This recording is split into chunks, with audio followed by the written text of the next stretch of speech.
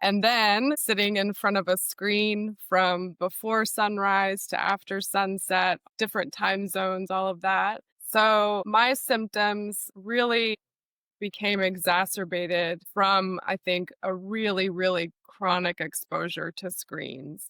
When I really started to feel like these symptoms were so severe and tied to the amount of time I spent in front of a screen and the amount of time I spent under unnatural lights, I realized that the light thing and especially the screen time was like a huge, huge part of when my symptoms would really dial up.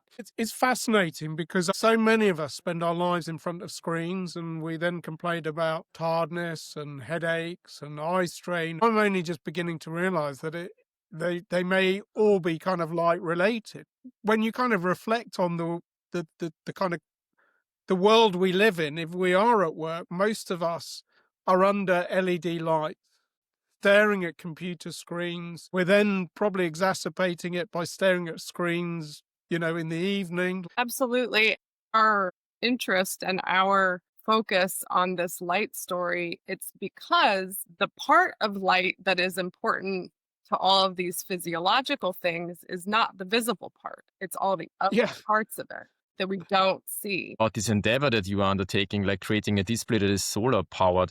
I mean, everybody's like, it's so much effort. Like, why would you do that? But then, given the fact that we spend like massive time of the day in front of these screens, it's actually a healing device, then potentially, right? Nurturing parts of your cells that are receptive to these frequencies. On top of that, those cells which are the most sensitive are indeed involved when we look at the display. In that sense, displays are the most impactful. If you sit in a daylit room, your most sensitive cells and the vast, vast majority of your retinal cells are exposed to the display's light pretty much alone.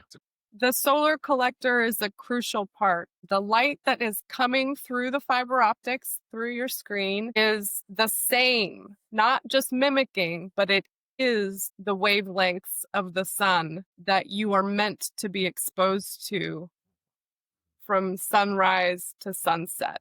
So, to say that in a different way, the circadian rhythm and the circadian cues and the circadian information that your body is meant to respond and track throughout the day is coming through the screen.